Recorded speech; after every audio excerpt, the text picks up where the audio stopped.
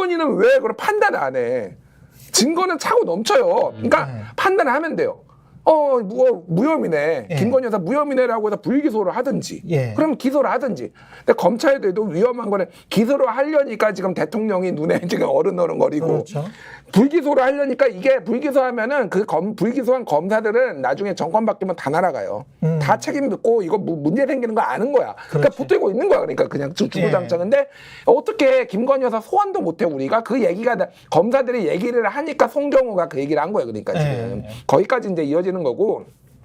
그리고 또 하나 송정호가 이제 29기, 이게 저기 한동훈이 27기, 예. 이원석도 27기 그런데 송정호는 사실상 한동훈이 발탁했다라는 썰이 유력해요. 그러니까 한동훈 라인이다. 예. 그러니까 이미 한동훈이 아웃됐잖아. 지금 윤석열 눈밖에 났잖아. 그렇죠. 그러니까 송정호도 얘 못 믿으래야. 날려버려야 돼. 예. 무슨 짓 할지 몰라라는 기류가 한 가지가 있는데 이원석이 약간은 그거를 이제 일단은 조직 동요가 생길 수 있으니 방어막을 쳤다라는 썰이 있는 거고 뭐 이런 상황입니다. 그래서 이미 검찰 내부도 약간 심상치는 않아요. 근데 최소한 지금은 들이받는 날보다는 본인들이 생존하기 위해서 알리바이를 만드는 거다. 김건희 명품백도 그렇지. 일종의 알리바이를 지금 하나씩 만들어서 우리 할 만큼 했어라는 거를 지금 그렇죠. 하는 거지. 지금 아직 레임덕이 왔다라고 지금 보기에는 조금 이르다 이렇게 보면 될 것 같아요. 저도 그 검사들을 믿지는 않습니다만 그렇다고 이 사람이 김주현이 왔다고 해서 개장수가 걔를 완전히 장악하는 것처럼 장악이 쉽게 될까 그럴 것 같지는 않은 게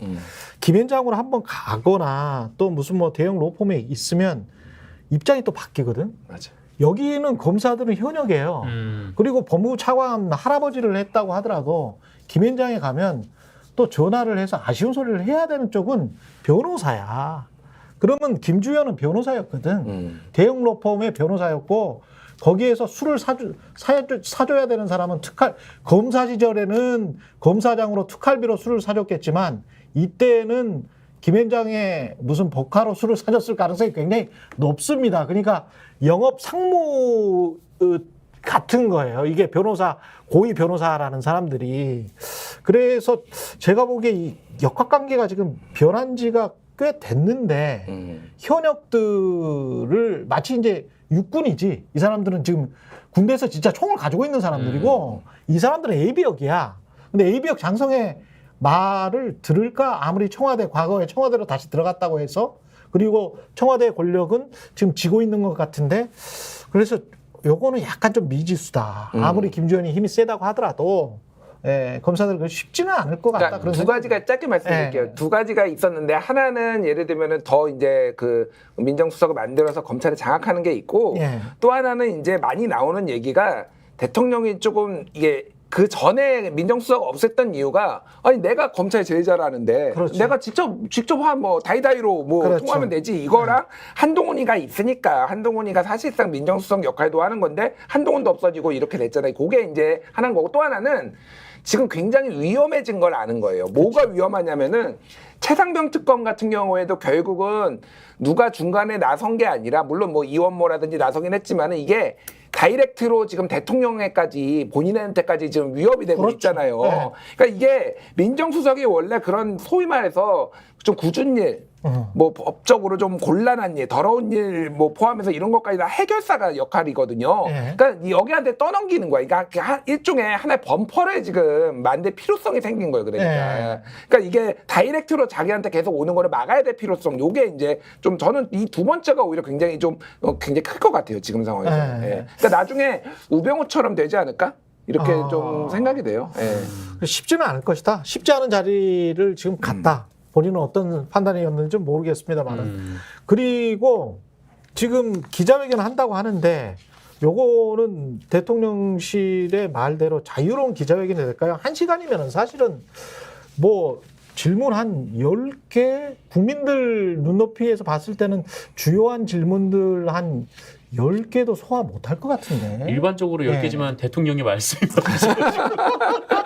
질문 하나 끝냈어요. 대국민 남아 51분 했어. 질문 하나 받고 51분 얘기하면 끝이야 그냥. 그러네. 처음에는 이제 덕담도 좀 해야 되잖아요. 그렇죠. 야, 한국적인 상황이기 때문에 뭐 미국 사람들 같으면 바로 물어볼 텐데 현안으로 뭐 이렇게 뭐 날씨가 어쩌고 저쩌고 무슨 뭐 이런 오랜만에 뭐 기자회견을 열어주셔서 감사하고 뭐 이런 쓸데없는 말들이 있잖아. 그러면서 이제 시간이 막 가거든. 그러니까 1시간 너무 짧아. 그러니까 모두 네. 발언은 또 따로 한다는 거 아니겠습니까? 기자들한테서 그렇죠. 말고 이제 네. 다른 데서 모두 발언을 하고 네. 그다음에 이제 기자들이 있는 브리핑룸으로 내려온다는 건데 네. 내려오면 또 시작부터 말씀하실 거 아니에요. 그렇지. 네. 사실상 물론 이제 뭐 1시간 한다 그러고 아마 1시간 반 정도 진행되지 않을까라는 생각이 드는데 그럼에도 불구하고 이렇게 내실 있는 질의응답은 오가긴 좀 어려울 것 같아요. 라디오 시사 프로그램처럼 말이죠. 딱 아예 한두 사람이 집중적으로 그 미국 기자들 그릴이라고 하거든요. 사람을 진짜 갈구면서 계속 물어보거든. 현안에 관해서. 그래서 그 현안에서 정확하게 대답이 안 나오고 추상적인 답변만 나오면 그래서 그게 무슨 말씀이세요? 구체적으로 대답을 해 주십시오. 이렇게 예라는 말입니까? 아니라는 말입니까? 뭐 이런 식으로 계속 따져서 묻거든. 근데 그게 불가능한 회견의 형식이야. 일단 회견 형식이. 너무 많아요. 그러니까 청와대 출입기자, 대통령 출입기자들이 너무 많고 예. 거기서 또 그 대통령실에서는 뭐 골고루 질문 기회를 부여한다라는 명목으로 예. 뭐 예전에도 그랬지만 이번에도 추가 질문 없이 그냥 쭉쭉쭉 진행될 가능성이 굉장히 높죠. 그 추가 질문이 있냐 없냐가 굉장히 맞아요. 절명해요. 사실 정말 중요해요. 네. 1대1이라는 중요한 기회가 있었는데 그거를 박장범 앵커가 날려버리죠. 자그마한 파우치로 날려버렸는데, 네, 그러니까 그렇지. 되게 중요한 네. 말씀을 해주셨는데, 그러니까 아메리칸 스타일 좋아하시잖아요. 아메리칸 네. 파이도 부르고 네. 미국 의회 가서 자유 그렇죠. 33번 얘기하시고 뭐 이랬잖아요. 네. 미국 스타일로 좀 해보셨으면 좋겠어요, 그렇지. 진짜로. 그래서 그러니까 우리나라는 좀 어렵기는 한데 미국 같은 경우에는 브리핑룸이 되게 좁고요. 거기에 지정 좌석이에요. 아시겠지만 그렇죠. 지정 좌석이라서 그렇죠. 이 자리에 앉는 사람은 CNN이야. 이 자리에 앉는 사람은 워싱턴 포스트. 그리고 출입 기자가 10년, 20년 출입합니다. 여기는 뭐 2년, 3년 뭐 이렇게 하는 게 아니라 길게 하니까 다 알아. 이름까지 다 알아요. 네. 제임스, 네. 우리 뭐 KBS 뭐 박장경 기자 하자 뭐 예를 들면 뭐 이런 식으로 지목해서 한번 해보고 네. 또 하나는 이게 이제 장단점이 있는데 이 재응답 같은 경우에는 이게 약간 기자들과 국민들한테는 정확하게 이거가 이해가 안 될 때는 확실하게 이해를 하게 하는 이제 장점이 있거든요. 근데 단점이 예전에 트럼프는 싸웠어요, 기자들하고.